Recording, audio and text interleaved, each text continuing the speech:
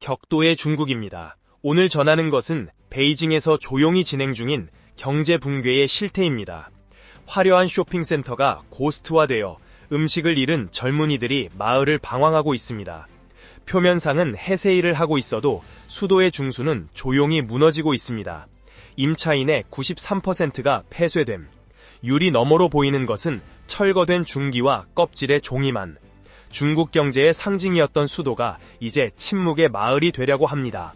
이 마을의 변화는 단순히 한 도시의 문제가 아닙니다. 전국에서 퍼지는 조용한 도산과 출업무의 연쇄를 상징하고 있습니다. 젊은이의 출업률은 공식 발표로 20%이지만 실제로는 30%를 넘고 있다고도 합니다. 일부 대학에서는 졸업생의 취업 보고를 의무화하고 무직을 은폐하는 움직임이 나온다는 정보도 있습니다. 한 인터뷰에서 젊은이가 말했다.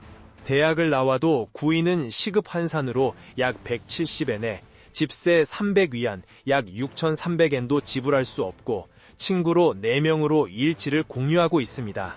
이 말은 중국 전반의 젊은이의 현실을 보여줍니다. 베이징의 주택 가격은 여전히 높고 평균 연봉의 30배가 넘는 지역도 있습니다. 그래도 판매는 좋고 공출률은 상승, 개발업자의 도산이 계속되고 있습니다. 부동산 시장의 냉각은 지방에도 퍼져 건설이 도중에 정지한 9층 빌딩이 각지에 점재. 거기에 살아야 했던 사람들은 모기지만을 짊어지고 있습니다. 상환하지 않아도 집은 없다. 그런 목소리가 그물에 넘치고 있습니다. 2025년 베이징에서는 외식 산업의 약 절반이 가게를 닫았습니다. 이유는 물가 고당과 소비자의 절약 사고입니다. 한때 주말에 만석이었던 인기점도 지금 손님이 아무도 오지 않는 날이 드물지 않습니다. 물가는 오르지만 급료는 거두고 그런 목소리가 나라에서 들립니다. 베이징의 평균 월 수입은 약 1만 2천엔, 약 25만엔.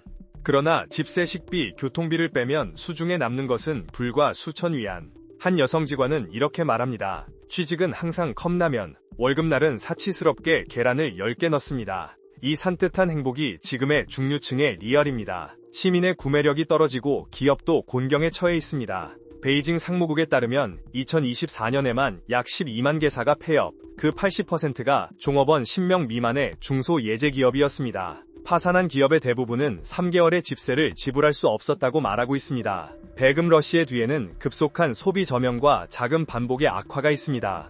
얼음업자의 일부는 월간 매출이 코로나 전에 절반 이하로 감소한 곳도 있습니다. 가게를 닫기 전에 재고를 반액으로 두드리고 팔 수밖에 없었다. 그렇게 말하는 것은 베이징공에서 의료품점을 운영하고 있는 남성입니다. 24년부터 2025년에 걸친 판매자에 대한 지불이 멈추는 경우가 급증, 은행 융자가 멈추어 수령이 부방하게 되는 기업이 증가했습니다. 베이징 비즈니스에서는 오피스 빌딩의 공질이 눈에 띕니다. 테넌트 모집의 종이가 늘어서 집세는 전년비로 30% 다운. 한때 국제기업 간판이 늘어선 거리는 이제 어두운 조명과 셔터거리입니다. 건물의 관리인은 이렇게 말했습니다. 탑플로어 중 2개가 비어 밤에도 전기가 붙지 않는다. 사람의 기색이 없으면 건물 자체가 차갑게 느껴집니다. 오피스 공출률은 20%를 넘고 베이징 오피스 시장은 과거 최악의 상황입니다. 원격 작업의 증가만인 이유는 아닙니다. 기업의 철수와 인원 생리가 원래 일하는 장소 자체가 감소하고 있습니다. 백인 지하철을 타면 바로 할 수 있습니다. 한때 통근 러시로 10,000원이었던 차내 지금은 아침 8시에서도 빈자리가 눈에 띈다. 베이징 남역에서 고가로 향하는 열차의 차창에서는 공장과 공지가 보입니다. 대부분의 산업단지는 가동률이 50% 미만이 되어 창업 정지나 도산이 계속되고 있습니다. 한편 베이징 시민의 생활을 직격하고 있는 것이 물가는 없습니다. 계란 1팩이 10원, 약 210엔을 넘어 빵 18원, 약 170엔. 시민의 대부분이 급료는 같은데 식비만이 상승하면 슬퍼합니다. 2025년 초 조사에서 생활비의 평균 상승률은 전년비 15%, 반면 평균 임금 상승은 단 2%에 그쳤다. 그 중에서도 심각한 것은 도시부에서 사는 젊은 세대입니다. 그들의 대부분은 집세, 식비, 통신비를 지불하면 돼지 저금통이나 적자입니다. 일을 그만해도 친가로는 돌아갈 수 없다. 돌아가도 가족도 힘들다. 그런 목소리가 SNS에 넘치고 있습니다. 특히 2025년 봄 이후 취업은 더욱 악화되었습니다. 대학을 나와도 일이 없는 단기 계약일 고용 배달 업무. 그것이 지금의 화이트 컬러의 현실입니다. 금졸의 여성은 월급 6,000위안, 약 12만 5천엔으로 근무 4,000위안, 약 8만엔을 지불하면 나머지는 2,000엔, 약 4만엔. 밤에는 전기를 끄고 보낸다. 목욕은 2일에 1회. 그래도 일할 수 있을 뿐 아니라 그녀는 말했습니다. 중국의 중류층은 지금 사라지고 있습니다. 한때 집을 사고 차를 가지고 여행하는 것이 성공의 증거였습니다. 그러나 2025년 베이징에서 자동차의 신규 등록 대수는 전년비 22%, 소비의 상징이었던 차조차 기세를 잃고 있습니다. 그렇다면 사람들의 삶은 어디까지 몰려들고 있는 것일까요? SNS에서는 3위안, 약 65엔으로 하루를 사는 해시태그가 화제로 아침은 인스턴트면, 낮은 잔파, 밤은 소금만. 절약수를 공유하는 동영상은 수백만 재생되고 코멘트란에는 공감의 목소리가 늘어서 있습니다. 알겠어? 같은 생활이다. 나도 고열비를 지불할 수 없다. 그런 목소리가 만난다. 이것은 단순한 일시적인 불교가 아니라 사회구조 자체의 붕괴입니다. 전문가의 분석에서는 중국의 실질 출업률이 이미 17%를 넘었을 가능성이 있다. 특히 지방 도시에서 젊은이들이 일을 요구하고 북금이나 상하이에 모여 도시의 출업률을 더욱 밀어 올리고 있습니다. 이렇게 도시의 어디를 걸어도 눈에 띄는 것은 일할 수 없는 사람들 모습입니다. 배달원은 넘쳐 공사 현장에 일은 없고 일 고용 모집의 게시판 전에는 장장의 열, 아침 5시부터 줄 지어도 일에 붙일 보증은 없습니다. 한 남자는 말했습니다. 오면 고용 모집에 1000명 모인다. 운이 나쁘면 1개월 무직이다. 그날의 임금은 1급 80엔, 약 1700엔. 식비를 빼면 거의 남지 않습니다. 그리고 많은 사람들이 이득 사태를 포기하기 시작했습니다. 지방에서 베이징으로 나가도 일도 거주도 발견되지 않는다. 그렇다면 고향으로 돌아가자. 그렇게 생각하는 젊은이가 휴증 중입니다. 그러나 돌아온 곳의 뇌촌에도 일은 없습니다. 노고와 고령화와 인공원이라도 수입은 월 300위안, 약 6만 400엔 정도. 나와도 지옥, 돌아가도 지옥. 그런 말이 지금의 중국 지방에서 들립니다. 더욱 사회를 지는 것은 보이지 않는 감시입니다. 베이징 도시 중심부에서는 공공시설 입장에 실명과 얼굴 인증이 필수가 되었습니다.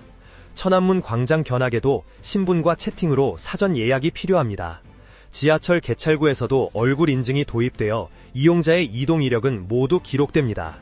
자유롭게 마을을 걸을 수 없다고 시민은 말합니다. 시민이 카메라에 말하는 것만으로 배후에서 경찰의 무선이 들어간다. 그런 감시 사회 속 사람들의 목소리는 점차 작아졌습니다. 정부는 안정이야말로 최대의 복지와 슬로건을 내걸고 있습니다. 그러나 현실에는 그 안정과 교환에 자유와 희망이 빼앗겨지고 있습니다. 실업한 젊은이들 사이인 말이 유행, 누워있는 단품, 즉 일하지 않고 경쟁하지 않는 선택.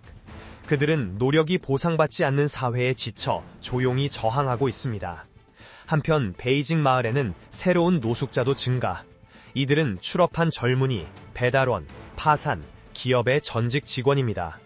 평균 연령은 30세 전후, 전 정직원이나 대졸이 많은 것이 특징.